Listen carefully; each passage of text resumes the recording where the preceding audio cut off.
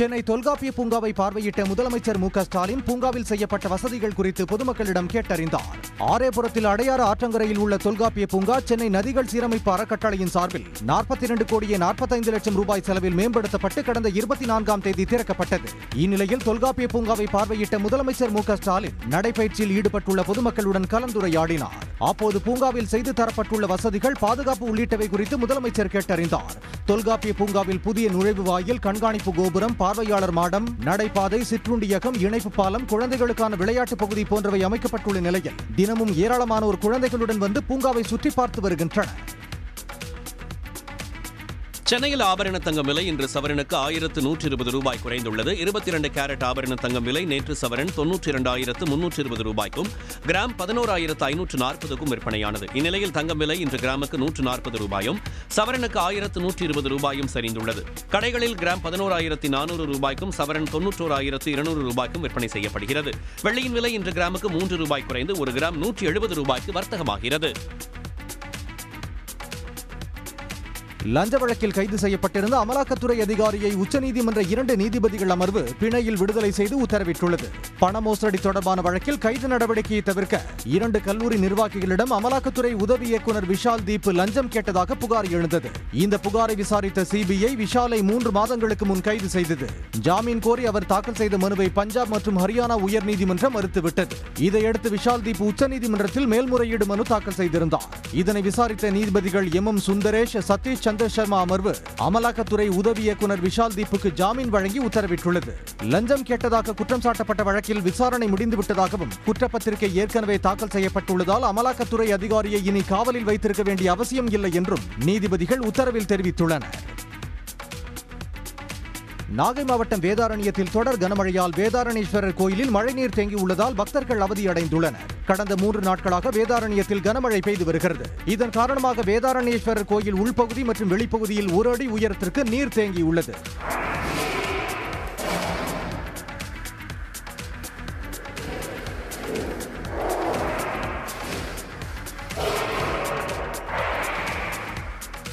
கடந்த 24 மணி நேரத்தில் அதிகபட்சமாக வேதாரண்யத்தில் 17 சென்டிமீட்டர் மழையும், கோடியக்கரையில் 13 சென்டிமீட்டர் மழையும், தலைஞாயிறில் 9 சென்டிமீட்டர் மழையும் பதிவாகியுள்ளது. பிரதமர் மோடி நாளை கோவை வருவதையொட்டி அங்கு உச்சகட்ட பாதுகாப்பு ஏற்பாடுகள் செய்யப்பட்டுள்ளன. தென்னிந்திய வேளாண் கூட்டமைப்பு சார்பில் இயற்கை விவசாயத்தை வலியுறுத்தியும் அதற்கான தொழில்நுட்பங்கள் மற்றும் கொள்கைகளை வகுக்க வலியுறுத்தியும் விவசாயிகள் மாநாடு கோவை கொடிசியா வளாகத்தில் நாளை நடைபெறுகிறது. இந்த மாநாட்டில் சிறப்பு விருந்தினராக பிரதமர் மோடி பங்கேற்று உரையாற்றுகிறார். சிறப்பாக செயல்பட்ட விவசாயிகளுக்கு விருது வழங்கி அவர் கௌரவிக்கிறார். தொடர்ந்து தென் மாநில விவசாயிகளுடன் அவர் கலந்துரையாடுகிறார். பிரதமரின் வருகையையொட்டி கோவையில் உச்சகட்ட பாதுகாப்பு ஏற்பாடுகள் செய்யப்பட்டுள்ளன. கோவை விமான நிலையத்தில் 5 அடுக்கு பாதுகாப்பு போடப்பட்டுள்ளது. கோவை மாநகரில் போக்குவரத்து மாற்றமும் செய்யப்பட்டிருக்கிறது. நீலகிரி மாவட்டம் குன்னூரில் கடும் பனிமூட்டம் நிலவுவதால் வாகன ஓட்டிகள் சிரமத்திற்கு ஆளாகியுள்ளனர். அங்கு கடந்த 3 நாட்களாகவே சாரல் மழையுடன் கடும் பனிமூட்டம் நிலவி வருகிறது. இதனால் பகல் நேரங்களிலேயே முகப்பு விளக்குகளை எரியவிட்டபடி வாகனங்கள் செல்கின்றன.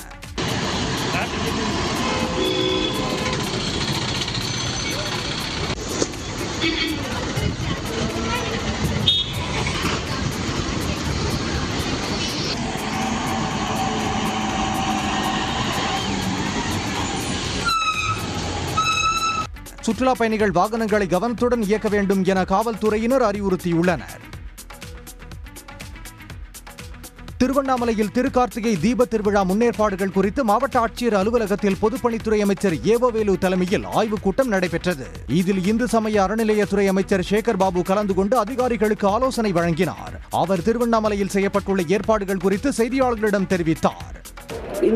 இந்த வருடம் கிட்டத்தட்ட 900க்கும் மேற்பட்ட இடங்களில் சிசிடி கேமராக்கள் பொருத்தப்பட்டிருக்கின்றன. வாட்சிங் டவர் என்று சொல்லப்படுகின்ற அளவிற்கு இந்த ஆண்டு தேவைப்படுகின்ற இடங்களிலெல்லாம் வாட்சிங் டவர் ஏற்படுத்தப்பட்டிருக்கின்றன. திருவண்ணாமலையில் வரும் 3ஆம் தேதி அதிகாலை பரணி தீபமும், அன்றைய தினம் மாலை 2668 அடி உயரம் கொண்ட மலை மீது மகா தீபமும் ஏற்றப்படும். சபரிமலை கோயிலுக்கு வரும் பக்தர்கள் விரைவாக தரிசனம் செய்ய விரிவான ஏற்பாடு செய்யப்பட்டுள்ளதாக ஏடிஜிபி ஸ்ரீஜித் தெரிவித்துள்ளார். மண்டல பூஜைக்காக சபரிமலை நடை திறக்கப்பட்டுள்ள நிலையில் தினசரி பக்தர்களின் வருகை 1 லட்சத்தை தாண்டியுள்ளது.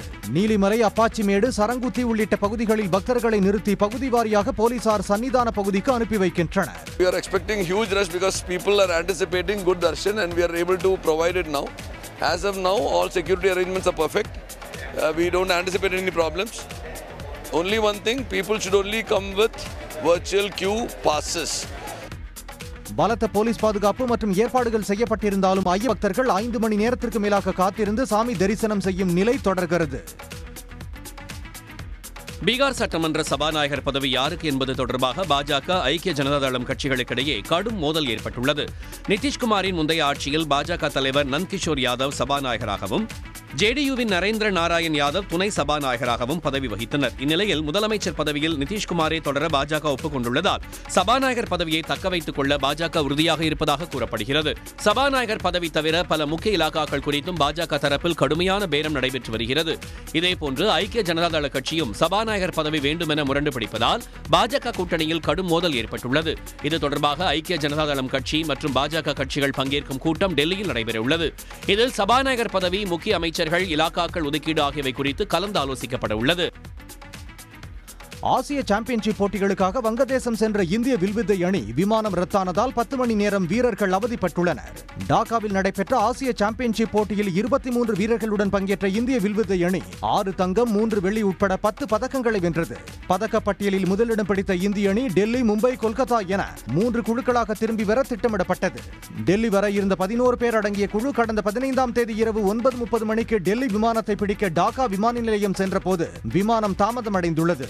அதிகாலை 2 மணிக்கு விமானம் ரத்தானதாக அறிவிக்கப்பட்டதும் 7 மகளிர் உட்பட 11 பேர் அடங்கிய குழுவினரை வன்முறைகள் நடைபெறும் டாக்காவில் ஜன்னல்களே இல்லாத உள்ளூர் பேருந்தில் பாதுகாப்பற்ற முறையில் அழைத்துச் செல்லப்பட்டதாக மூத்த வீரர் அபிஷேக் வர்மா தெரிவித்துள்ளார். மேலும் தாங்கள் தங்க வைக்கப்பட்ட விடுதி அறைகளும் மிக மோசமாக இருந்ததாகவும் 11 பேருக்கு ஒரே ஒரு கழிவறை என துன்பத்தை வெளிப்படுத்தியுள்ளனர். பின்னர் மறுநாள் காலை 7 மணிக்கு அங்கிருந்து புறப்பட்டதாக கூறியுள்ளனர். சென்னைக்கு அருகில் 261 கோடியில் விளையாட்டு நகரம் அமைக்க அனுமதி அளித்து தமிழ்நாடு அரசு அரசாணை வெளியிட்டுள்ளது. சென்னைக்கு அருகே உலக தரத்திலான சர்வதேச விளையாட்டு நகரம் அமைக்கப்படும் என சட்டப்பேரவையில் அறிவிக்கப்பட்டது. இதனை செயல்படுத்தும் வகையில் சென்னை செம்மஞ்சேரியில் 112 ஏக்கர் பரப்பளவு நிலம் அடையாளம் காணப்பட்டுள்ள நிலையில் 261 கோடியில் விளையாட்டு நகரம் அமைக்க தமிழ்நாடு அரசு அரசாணை வெளியிட்டுள்ளது. இதற்கு முதல் கட்டமாக 30 கோடி ரூபாய் ஒதுக்கீடு செய்யப்பட்டுள்ளது.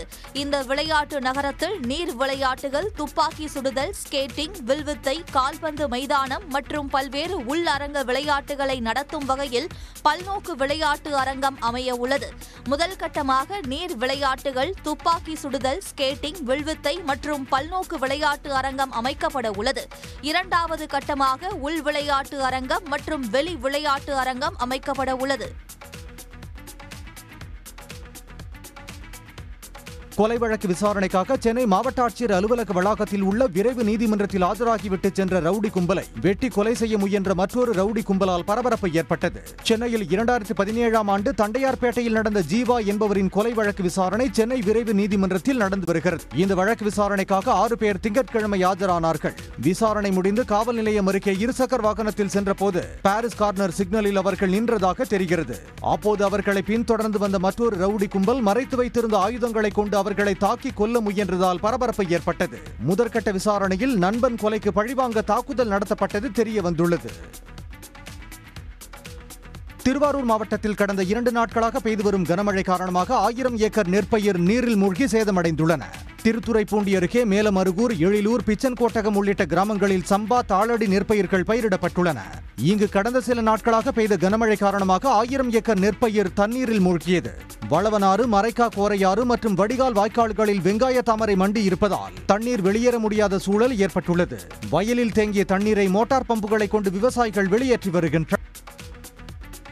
நாகை மாவட்டம் வேதாரண்யத்தில் கடந்த 3 நாட்களாக பெய்த கனமழை காரணமாக சம்பா சாகுபடி விவசாயிகள் மகிழ்ச்சி அடைந்துள்ளனர். தானிக்கோட்டகம், வாய்மேடு, ஆயக்காரன் புலம், கடினல் வயல், தென்னம்புலம், செம்போடை உள்ளிட்ட பல பகுதிகளில் கனமழை பெய்தது. இதனால் 5000 ஏக்கரில் சாகுபடி செய்யப்பட்ட நெல் பயிர்கள் வளரக்கூடிய வாய்ப்பு இருப்பதால் விவசாயிகள் மகிழ்ச்சி அடைந்துள்ளனர். இப்போ கடந்த ஒரு 15-20 நாளாக இந்த மழை இல்லாததுனால இந்த நாங்கள் சாகுபடி செஞ்ச பயிரெல்லாம் வாடி வதங்கிக்கிட்டு இருந்த நேரத்தில் இப்போ கடந்த 3 தினங்களாக நல்ல மழை பெஞ்சிருக்கு. இந்த மழை எங்களுக்கு நல்ல பிரயோஜனம் உள்ள மழையாக நாங்கள் கருதுகிறோம். இப்போ ஓரளவு சாகுபடி செய்யலாங்கிற நம்பிக்கை எங்களுக்கு இருக்குது. மேலும் கூட்டுறவு கடன் சங்கங்களில் உரங்களை தங்கு தடையின்றி கிடைக்க வழிவகை செய்ய வேண்டும் என விவசாயிகள் கோரிக்கை விடுத்துள்ளனர்.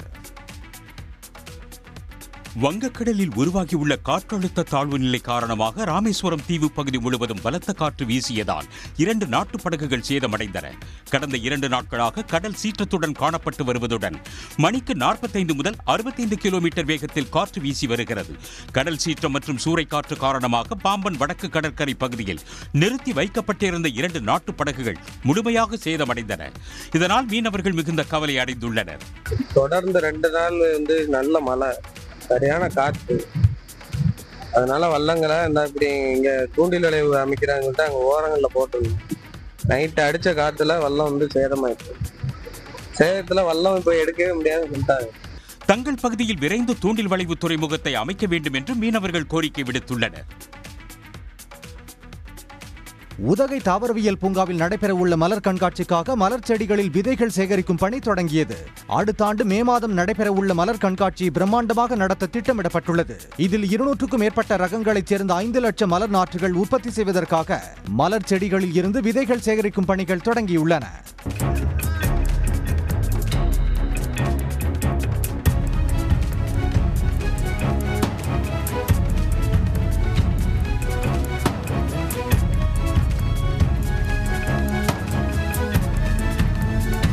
தொடர்ந்து விதைகளை தரம் பிரித்து உலர வைத்த பின்னர் தரமான விதைகளை நர்சரியில் விதைத்து மலர் நாற்றுகள் உற்பத்தி செய்ய தோட்டக்கலைத்துறை அலுவலர்கள் திட்டமிட்டுள்ளனர். நீட் தேர்வுக்கு எதிரான சட்ட போராட்டத்தை தமிழ்நாடு முதலமைச்சர் மு க ஸ்டாலின் தொடர்ந்து முன்னெடுத்து வருவதாக மருத்துவத்துறை அமைச்சர் மா சுப்பிரமணியன் தெரிவித்துள்ளார். சென்னையில் சமுதாய நல செவிலியர்கள், ஆய்வக நிபுணர்கள் உள்ளிட்ட 220 பேருக்கு பணி நியமன ஆணைகள் வழங்கிய பின்னர் செய்தியாளர்களிடம் பேசிய அவர் நீட் தேர்வுக்கு எதிரான சட்ட போராட்டம் குறித்தும் விளக்கினார்.